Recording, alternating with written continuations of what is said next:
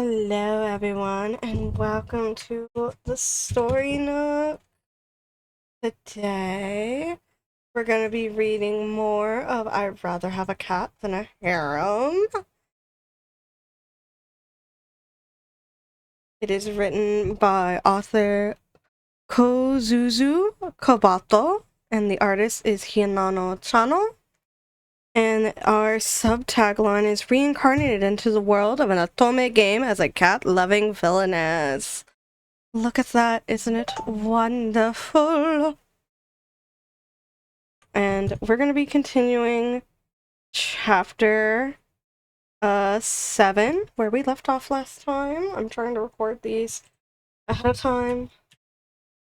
Tomorrow I'm going to be doing relatives' taxes, if that wants to give you an idea of like where we are in the world. I'm going to be going and doing my grandfather's taxes. He was missing some forms last time was over. I don't even know why I got stuck doing it. I think he heard that I do my father's taxes. And so now that is what I get to do. Joy.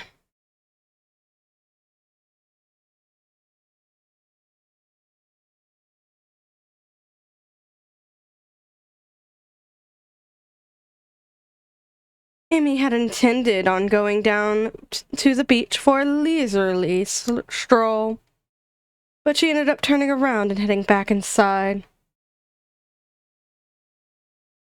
In her room, sitting at her vanity, her fists clenched over her erratically beating heart, she let out a deep breath and stared at herself in the mirror. The weight she had recently put on had altered her appearance a little, but her naturally chilly sharp features were still visible. Not to mention, of course, her golden eyes and dark straight hair. She grabbed some of this hair with a chubby hand. I can't delude myself anymore. I'm the villainess. Pink blonde, that was how the heroine's hair was often described in the villainous-style novels Amy used to read. And all she needed was blue or green eyes to check all the boxes.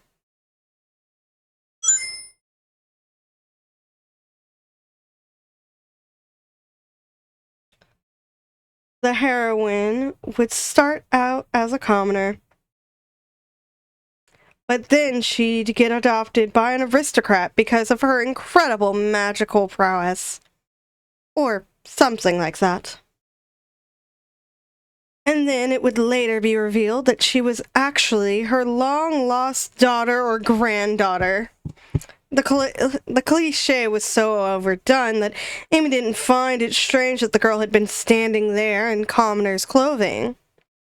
But Amy shook her head. Everyone in town knew that the students were going to arrive today. People come to watch them arrive every year. She might have just been passing by as I looked up.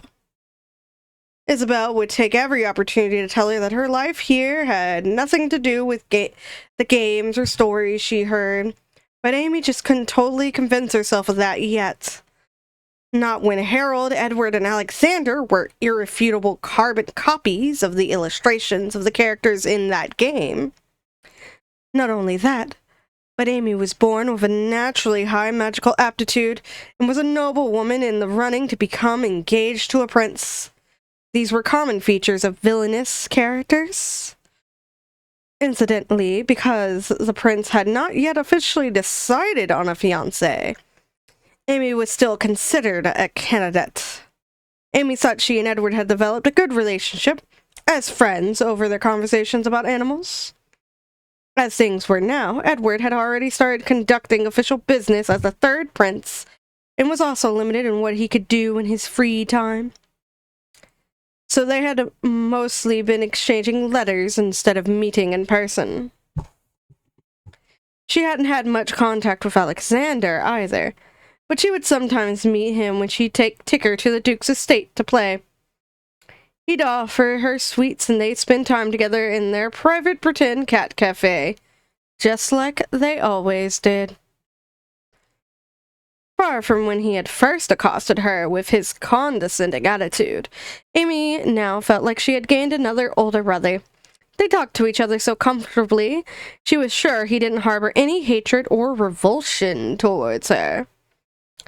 There was also her brother, Harold, potentially the secret character from the game. Amy hadn't broken off contact with the suspected love interest of the game, but her relationships with them were actually pretty good, as long as she looked at her only objective reality. There was no reason for her to feel anxious or uneasy. The problem was that she couldn't shake off her lingering worries. Her shadow stretched under the setting sun, streaming in through the window. She had been sitting at her vanity for quite some time. Tigger put his front paws onto her lap, trying to get her attention. "Oh, Tigger, I'm so sorry. You wanted to play in the waves, didn't you?" When Amy put her arms around the cat's neck and hugged him, he nuzzled his fluffy head against her cheek. She tried focusing on her objective reality. Tigger's soft fur, his alert ears, his twitching whiskers, his warm body, the weight of his paws on her lap. Tears began to spill out of Amy's eyes. "Tigger, what should I do?" She couldn't help it. She was terrified. There were a few terrifying family downfall tropes that she had remembered, but what scared her more than anything else was the thought of the people around her suddenly changing because of the invisible hand of the game. The people she considered her friends, even her family, might one day do an about-face and turn their backs on her. And if their hearts could be changed by an outside force, would all of this have been for nothing? Amy was so scared she couldn't stop crying. She sobbed to herself, trying in vain to catch her breath. Then something large, rough, and damp rubbed against her cheek. Huh? She felt it again. "Tigger!" She blinked in surprise. Tigger was licking away her tears. Carefully, he licked at her other cheek, too, because Tigger is a good boy. Just like, "Don't cry, human. You're my human." Tigger's sandpaper tongue was slightly painful against her skin, but Amy didn't push him away. Being licked by a cat is an act of love. They lick when they're grooming their babies, when they're doting on something, when they're concerned or giving comfort. Humans have thin skin around their eyes, after all, so it really did start to hurt a little, but Amy could see herself reflected in Tigger's gold eyes, and she laughed despite her puffy red eyes. "Thank you, Tigger. I love you so much." Pain is an unmistakable reminder of reality, and she didn't know what the future would hold. But the present was here and now, with Amy and Tigger together. Amy suddenly lapsed into silence as she realized her fear came from her lack of confidence. She was ashamed of her own weakness.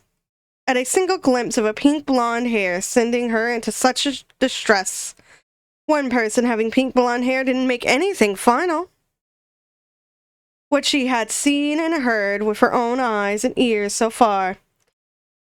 She had always been so frightened of the thought that it might be the world of her Otome game. She had only been able to half-heartedly accept anything else. Her mother's insistence that it wasn't true. The genuine feelings of her family, the behavior of Edward and Alexander. Under all of these circumstances, it would be absurd to make assumptions or predictions about the future. All right, I'll try to keep my chin up, Tigger. I want to get stronger. She wanted to come to grips with this world and live her life to the fullest in the present. But to do that, Amy Amy first had to shape up. Because whether it was an Otome game or not, anything she could objectively feel was her personal reality.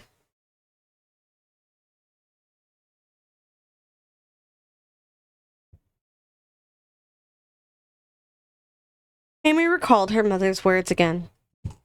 "So, Amy, what do you want to do?" "I want a cat, I want a bird, and a dog, too. I want animals." Because that had been the dream of her previous life, which she had never been able to fulfill. And what about her life now? Was she really alright using this life just to satisfy any regret from the last one? What did Amy, not her previous self, want to do? A torrent of questions flooded her mind. Just, what am I? Why am I here? Living again. Why do I have these memories of my previous life? But she was sure her mother would just laugh at her and say, "What are you getting so worked up about? Surely you don't need a reason for being alive, or for wanting to be happy, do you?" Amy's tears had stopped. She snuggled her cheeks into Tigger and hugged him tightly, fluffy, warm, soft. His sweet voice, his shyness, his tail. Amy loved everything about him.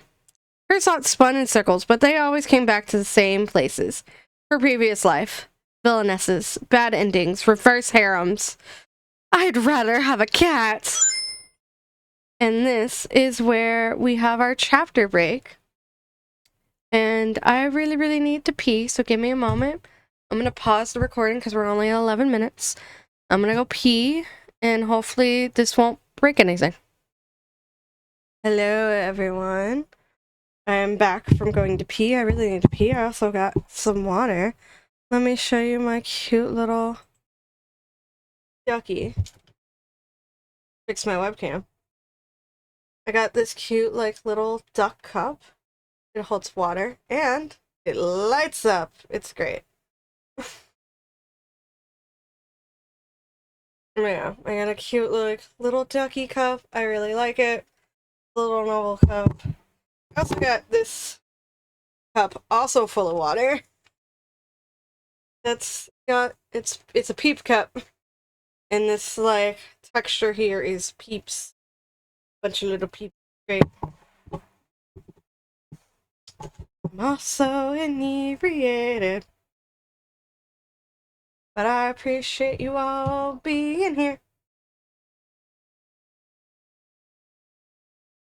But we had our lovely, like, little break. We're on to our next scene. Just heads up.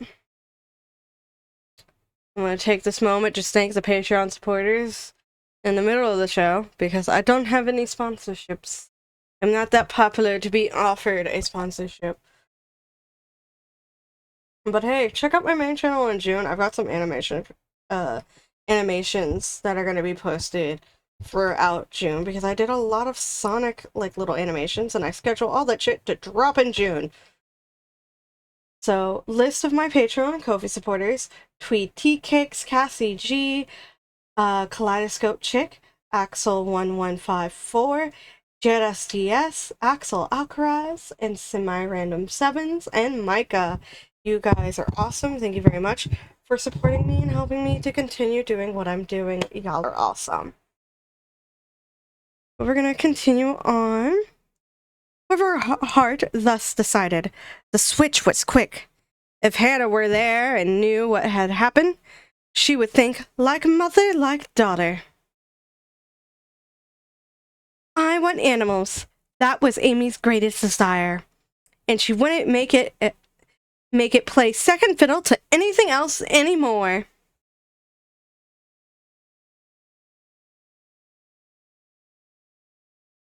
Amy had changed her body to sabotage her chances of being the prince's fiancé. But in the end, she still maintained a friendship with the prince, and Edward didn't seem to be the type who cared what weight his friends were. It was a bit of a letdown, but in the unlikely event she was his fiancé, she was sure the civil officials and the other aristocrats would loudly voice their opposition to it. But even if the prince weren't involved, Amy didn't want to return to being skinnier than a stick. I mean, my magical power is a lot more stable the way I am now, isn't it? Amy asked Tigger. She was still sitting in front of the vanity, hugging the cat. One arm still wrapped around him. She stretched the other out in front of her. When she turned her palm upward and started imbuing her hand with magic, small droplets, almost like a fine mist, started to gather and faintly glow over her palm. The next moment, they softly swirled and circled into a ball the color of the sun. As Amy held it out in front of Tigger, he watched it with sparkling eyes. Amy smiled. We've missed our chance to go to the beach today because of me. So let's play with this. Amy tossed the ball toward a corner of the room with a playful shout, and Tigger dashed nimbly after it. The ball of light landed with a plop on the rug, then started scuttling around the floor like a mouse, winding under the bed, flitting in and out of the curtains, darting behind the chest. The glowing ball moved here and there at the direction of Amy's fingertips, its speed oscillating between slow and fast. The afterimage left from the light resembled a tail, making it really look like some sort of living creature. Amy's magic teacher, Professor Pop-Pop, Sir Dion, was the one who taught Amy how to create the photosphere. But the first time he had seen her playing with it like this, he had been rendered speechless. When it finally dawned on him that she really had been using the photosphere as a cat toy, though, he had roared with laughter. Her creativity and playfulness were some of the things he liked most about her. Just creating a photosphere was possible for a 10-year-old like Amy, but the magic power required to sustain it, and further, to control it with ease, was difficult to generate for bodies that were still growing. You need a sturdy body to amass more magic power. Healing and purification magic both consumed a fair amount of magic power too. Her father, who had the same predisposition to allergies as Amy, had one day mentioned how his nose itched when he was around Tigger when he was being brushed. This was luckily a false positive. Not an actual allergic reaction, but memories of his past life making him feel like he had an itchy nose. But even so, in a world with few doctors, Amy thought it would be incredibly useful to be able to cure slight maladies on her own.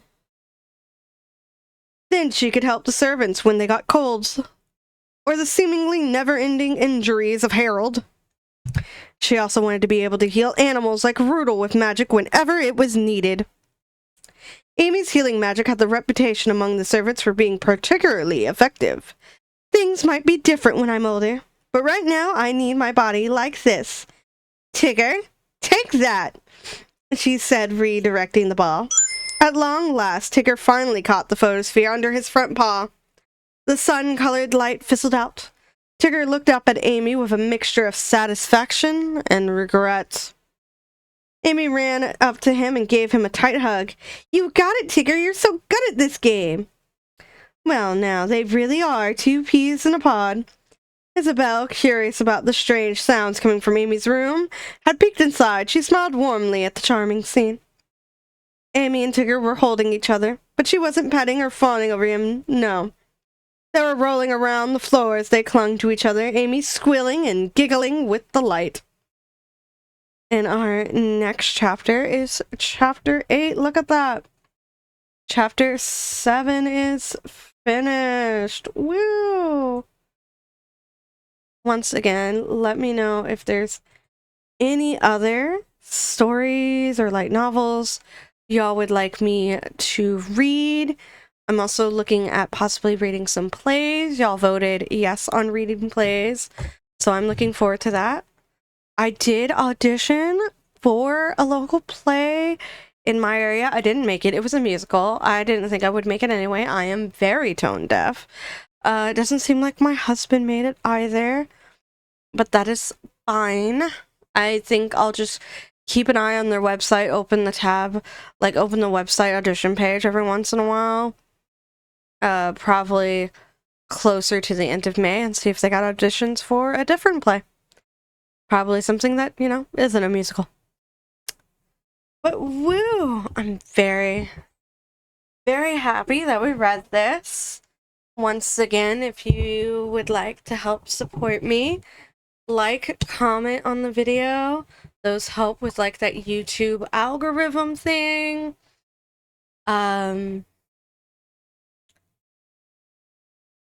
have light novels and short stories that I've published as ebooks online. You can find those from most any ebook retailer. They're also in my link tree. I've got my Redbubble if you want to buy any of my artwork on stickers and postcards. I've also got my Ko-fi if you want to commission me or see some of my art.